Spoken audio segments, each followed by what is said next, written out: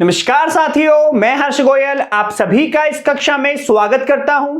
पिछले कक्षा में हमने कक्षा 9 का अध्याय 2 कंप्लीट किया था और इस कक्षा में आज हम कक्षा 9 का अध्याय 3 को स्टार्ट करने वाले हैं, जो है हमारा निर्देशांक ज्यामिति।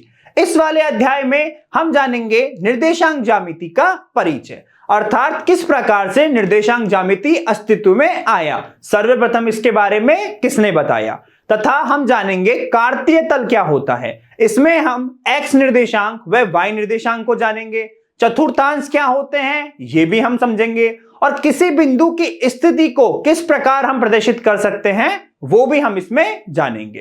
तो चलिए बच्चों स्टार्ट करते हैं निर्देशांक ज्यामिति का परिचय। तो देखिए, निर्देशांक ज्यामिति को सर्वप्रथम बताया एक गणितज्ञ थे हमारे रेने डिकार्टे।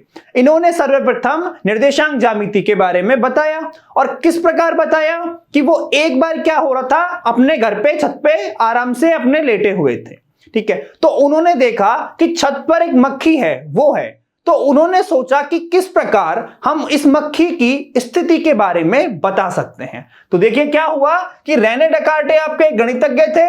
एक बार वो अपने बिस्तर पर लेटे हुए थे, तो उन्होंने छत पर क्या देखा कि भाई एक मक्खी सो रही है। तो उन्होंने सोचा कि यार हम तो गणितज्ञ हैं, तो क्या किया जाए ऐसा कि इस मक्खी की वास्तविक स्थिति के बारे में पता लगाया जा सके। तो उन्होंने क्या किया कि बताने का कोई ऐसा तरीका ढूंढा जाए कि मैं मक्खी की वास्तविक स्थिति को बता सकूं। तो उन्होंने क्या किया, देखो, तो निकार्टे ने जब अपनी छत की ओर देखा तो उन्होंने सोचा कि भाई क्या करें ऐसा कि हम मक्खी की वास्तविक स्थिति के बारे में बता सके। तो देखिए ये मक्खी बैठी हुई है इनके छत पे। तो उन्होंने सोचा कि क्या ऐसा संभव है कि ये मक्खी की मैं वास्तविक स्थिति कि ये कहां पर एग्जैक्ट कहां पे बैठी हुई है वो बता सकूं। तो इन्होंने क्या किया, इन्होंने आपके दो जो रेखाएं ली आपस में समकोण पर। तो क्या किया, इन्होंने एक दूसरे से समकोण पर दो रेखाएं खींची और मक्खी की सटीक स्थिति के बारे में सोचने लगे कि किस प्रकार अब बताया जाए। क्या किया इन्होंने कि भाई मक्खी बैठी हुई है, दो रेखाएं ली जो आपस में समकोण पर थी। किस प्रकार ली, देखो कि ये मक्खी है तो दो रेखाएं ले ली इन्होंने जो आपस में समकोण पर थी। फिर सोचा इन्होंने कि क्या अब ऐसा संभव है कि मैं मक्खी की स्थिति के बारे में बता सकता हूं। तो क्या किया इन्होंने, फिर देखिए, फिर इन्होंने किया कि जो नीचे वाली रेखा थी यानी कि ये वाली, इसे हम क्षैतिज रेखा और एक लिया इन्होंने ऊर्ध्वाधर रेखा। तो देखिए संख्याओं को निचली पंक्ति और पार्श्व पंक्ति पे रखने का निर्णय किया। तो इन्होंने क्या किया, जो संख्याएं थी ना उनको क्षैतिज रेखा पर और ऊर्ध्वाधर रेखा पर रखने का निर्णय किया। और उन्होंने सोचा कि चलो इस बार हमने संख्याएं रख दी हैं तो क्या अब हम मक्खी की सटीक स्थिति के बारे में बता सकते हैं। तो देखिए संख्याएं किस प्रकार रखी इन्होंने कि ये संख्याएं तो क्षैतिज रेखा में रख दी और इस प्रकार इन्होंने संख्याएं ऊर्ध्वाधर रेखा में रख दी। और अब सोच रहे हैं ये कि क्या अब मैं इस मक्खी की वास्तविक स्थिति के बारे में बता सकता हूं। तो देखो अब हम बता सकते हैं इसकी वास्तविक स्थिति कैसे। देखो अगर इस वाली साइड की बात करें क्षैतिज रेखा की तरफ तो 1 2 3 4, तो क्षैतिज रेखा की तरफ हम 4 तरफ जाए और ऊर्ध्वाधर रेखा पर हम 1 2 3 4 और 5। तो यदि हम इस ओर से 4 इकाई दूरी पर जाएं क्षैतिज में और ऊर्ध्वाधर साइड अगर हम 5 इकाई दूरी पर जाएं तो इसका मतलब क्या होगा, ये हमारी मक्खी की सटीक स्थिति है। क्या है, दोबारा देखिए, अगर हम क्षैतिज साइड इस ओर 4 इकाई की तरफ जाएं, देखो 1 इकाई 2 इकाई 3 इकाई और 4 इकाई, तो इस ओर तो गए हम 4 इकाई और ऊपर की ओर जो ऊर्ध्वाधर साइड है उस ओर गए हम 5 इकाई, 1 2 3 4 5। तो इसका मतलब क्या हुआ, क्षैतिज की साइड 4 इकाई और ऊर्ध्वाधर साइड 5 इकाई। तो हमें मक्खी की स्थिति मालूम हो जाती। पर एक समस्या दोबारा आई इनके मन में कि भाई जरूरी थोड़ी ना है कि मैं पहले क्षैतिज की तरफ जाऊं और फिर ऊर्ध्वाधर की तरफ जाऊं। ऐसा भी तो कर सकता हूं ना कि पहले तो ऊर्ध्वाधर वाले गिन लूं 1 2 3 4 5 और फिर क्षैतिज की तरफ जाऊं।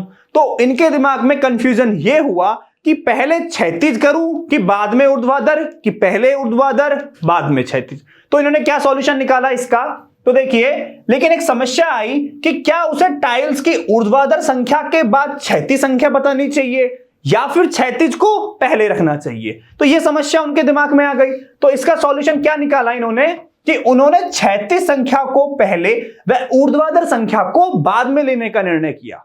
क्या किया उन्होंने? क्षैतिज संख्या को तो पहले लिया और ऊर्ध्वाधर संख्या को बाद में लिया। और क्यों लिया ऐसा, उसका भी रीजन है। देखिए कि लोगों को याद रखने में मदद करने के लिए इन्होंने क्षैतिज रेखा को तो x माना और ऊर्ध्वाधर रेखा को माना y।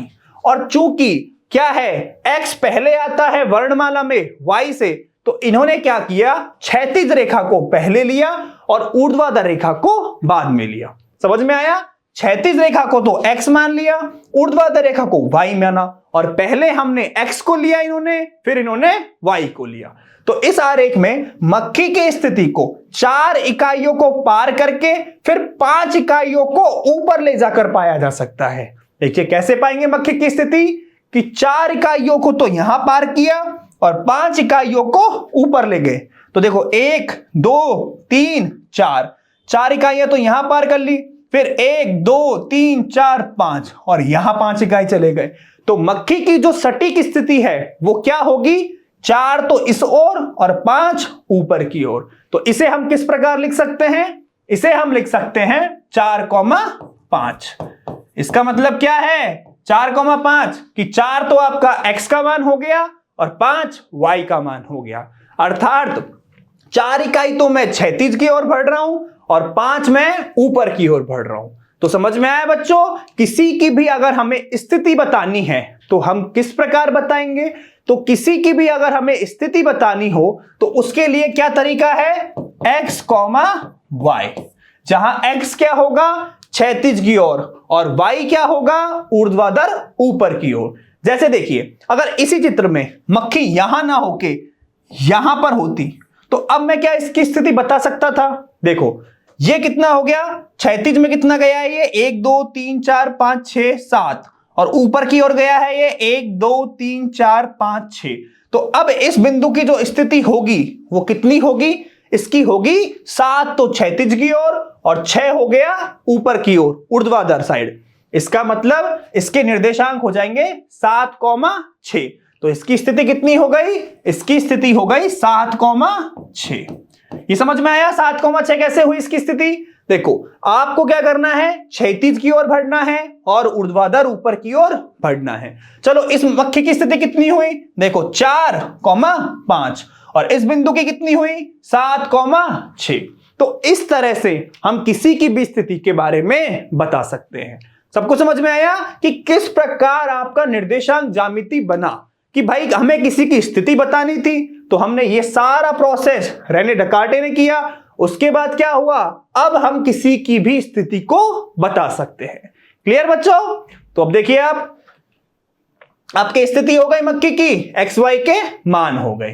क्लियर। तो सबको समझ में आया कि किसी भी बिंदु की अगर हमें स्थिति बतानी हो तो हम किस प्रकार बता सकते हैं। क्लियर। अब देखिए आप इसमें प्रश्नावली 3.1।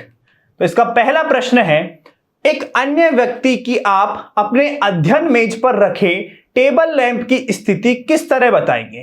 तो देखिए क्या है, एक अन्य व्यक्ति है और एक आपके अध्ययन मेज पर रखे टेबल लैंप की स्थिति है। तो क्या करना है आपको, आपका एक स्टडी टेबल है उस पर एक लैंप रखा गया है, तो किसी अन्य व्यक्ति की इस लैंप के साथ में जो स्थिति होगी वो हम किस प्रकार बताएंगे। तो देखो बड़ा सिंपल तरीका है, हमें क्या पता है, हम क्षैतिज की तरफ जाते हैं और फिर ऊर्ध्वाधर की तरफ जाते हैं। तो आप थोड़ी देर के लिए मान के चलो ये हमारा लैंप रखा गया है, तो लैंप रखा गया है और आप कह रहे हो एक अन्य व्यक्ति की, तो वो अन्य व्यक्ति कहां पे है, वो अन्य व्यक्ति यहां पे है।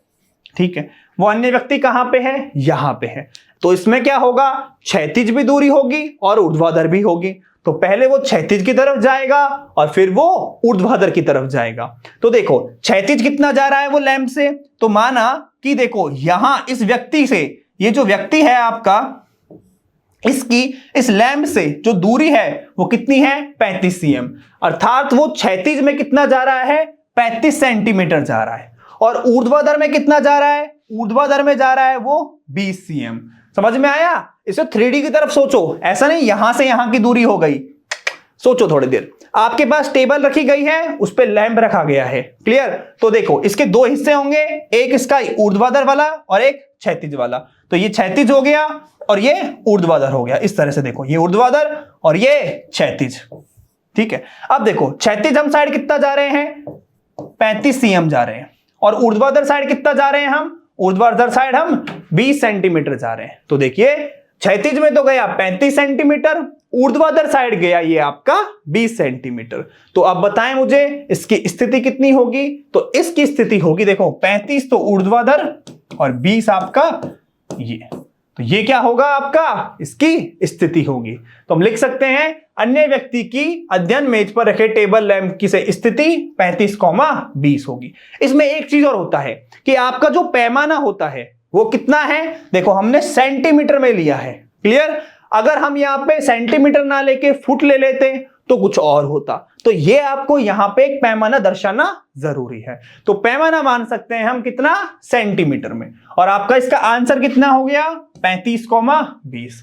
जरूरी नहीं है कि यही आंसर हो, आपका कोई भी आंसर हो सकता है। बस अपनी तरफ से हमें क्या करना था, एक ये ऐसा सॉल्यूशन देना था। इसका एक सॉल्यूशन तो होगा नहीं भाई, कुछ बता नहीं रखा, हम सब अंदाजे से ले रहे हैं। आप चाहो तो 35 का 20 कर दो, 20 का 10 कर दो, या फिर आप इसको सेंटीमीटर में ना लेके किसमें ले लो, सेंटीमीटर में ना लेके इसको आप फुट में ले लो, तो कुछ और हो जाएगा। जब ये फुट में होगा तो ये कुछ और दूरी हो जाएगी। तो समझ में आया किस प्रकार इसका आंसर आ रहा है। तो देखो इसका आंसर हो जाएगा आपका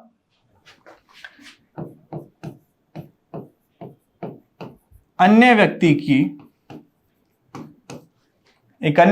की अध्ययन मेज पर रखे टेबल लैंप से स्थिति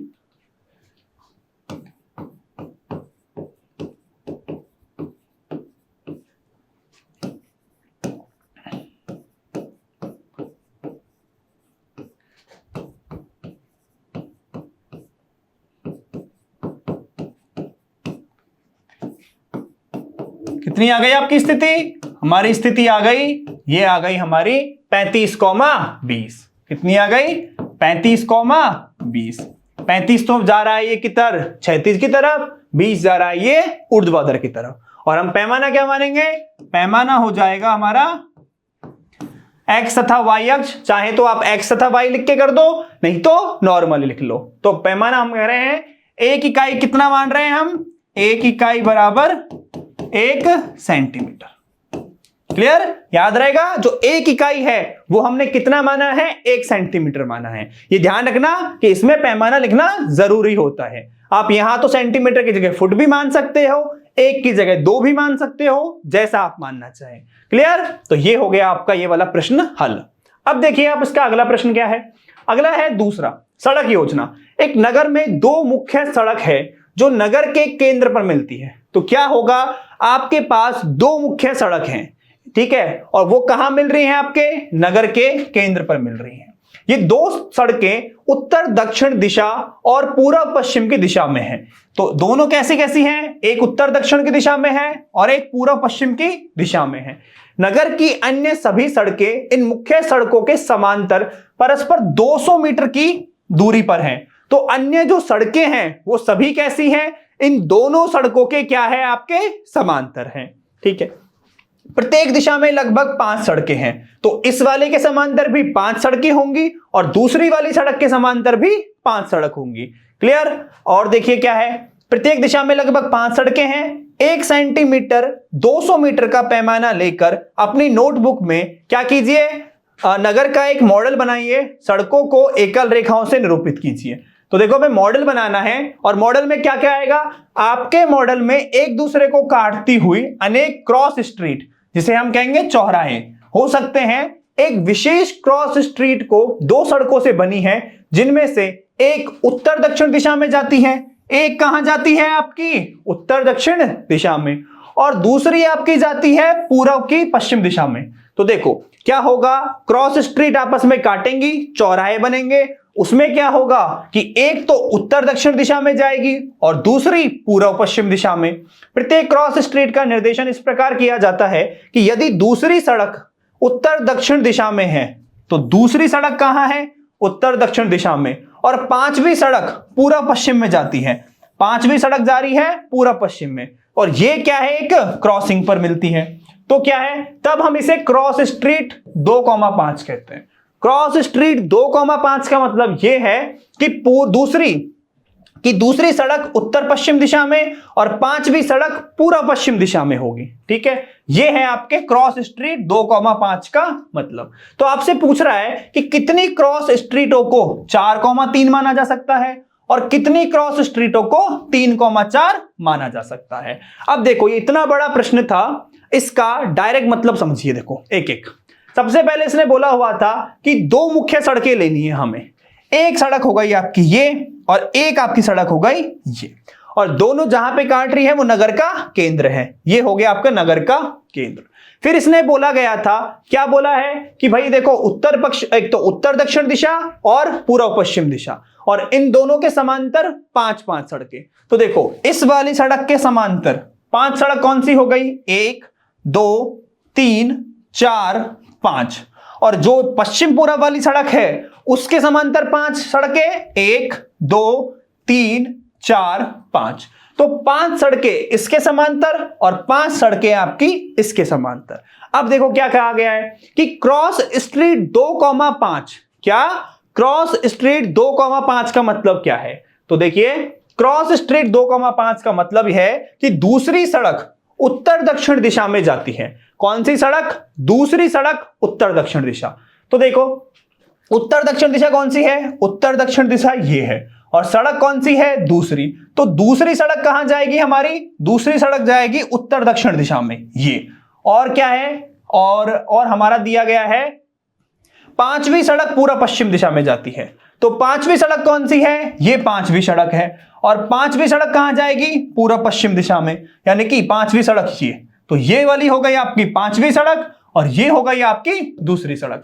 और ये जहां पे क्रॉस करेंगी, क्रॉस स्ट्रीट मतलब चौराया बनाएंगी, वो कहां पे होगा? देखो उत्तर दक्षिण में तो है दूसरा, तो ये हो गया आपका उत्तर दक्षिण दूसरा, और ये है आपका पूर्व पश्चिम में 5वीं। तो कहां पे काटी है आपके? यहां पर काटी। कहां पर काटी है आपके? देखो उत्तर दक्षिण में तो दूसरी सड़क और पूर्व पश्चिम में 5वीं सड़क, और ये हो गया आपका क्रॉस स्ट्रीट। इसे कह रहे हैं हम 2,5।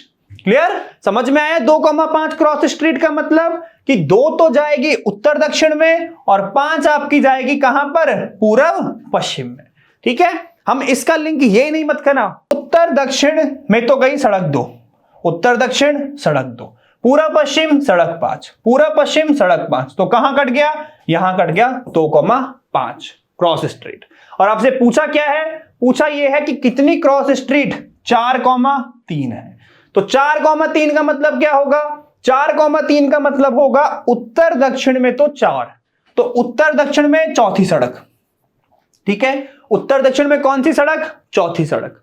और आपके पूर्व पश्चिम में कौन सी है? पूर्व पश्चिम में है तीसरी सड़क। तो देखो पूर्व पश्चिम ये है, इधर तीसरी सड़क, ये तीसरी सड़क। तो देखो तीसरी सड़क आपकी ये वाली हो गई और चौथी सड़क ये हो गई। तो कहां काटेंगे? ये आपके यहां पे काटेंगे। ठीक है, उत्तर दक्षिण आपकी तीसरी सड़क और पूर्व पश्चिम आपकी चौथी सड़क। तो कहां काटा इन्होंने? जो 4,3 था वो आपके यहां पे आ गया 4,3। ठीक है, ये वाला 4 चौथी सड़क, ये वाली सड़क तीसरी सड़क। और देखिए और पूछा है कितनी क्रॉस स्ट्रीटों को 3,4 माना जाएगा? तो 3,4 का मतलब उत्तर दक्षिण में तो सड़क 3, उत्तर दक्षिण में सड़क 3 और पूर्व पश्चिम में सड़क 4, ये सड़क 4। तो बताएं कहां करेंगी दोनों? सड़क 4 सड़क 3 यहां पे कट गए, और ये कितना हो गया आपका? ये आपका हो गया 3,4।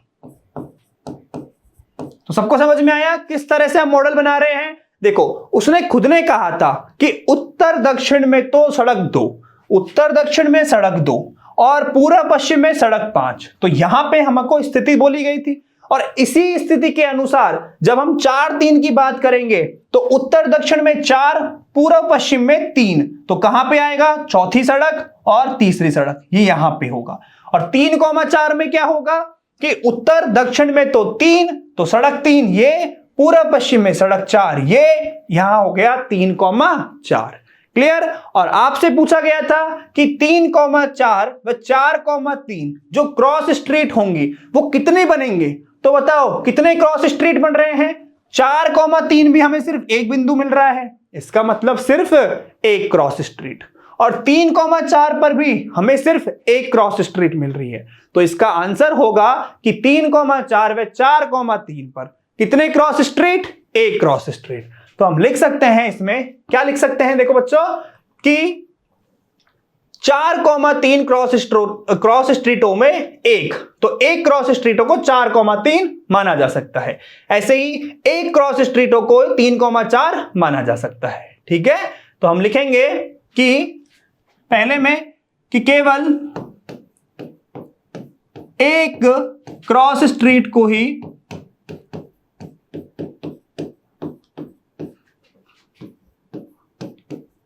चार 4,3 के रूप में संदर्भित किया जा सकता है।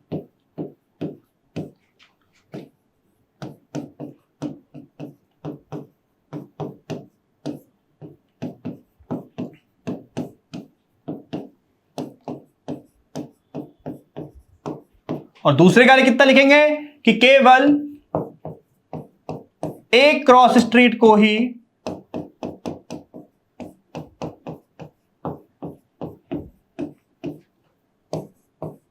तीन 3,4 के रूप में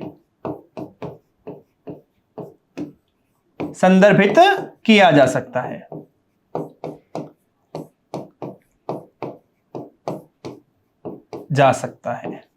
क्लियर? सबको समझ में आ गया ये चीज? तो आपका आंसर क्या हो गया? केवल एक क्रॉस स्ट्रीट ऐसी होगी जिसे 3,4 व 4,3 के रूप में संदर्भित किया जा सकता है।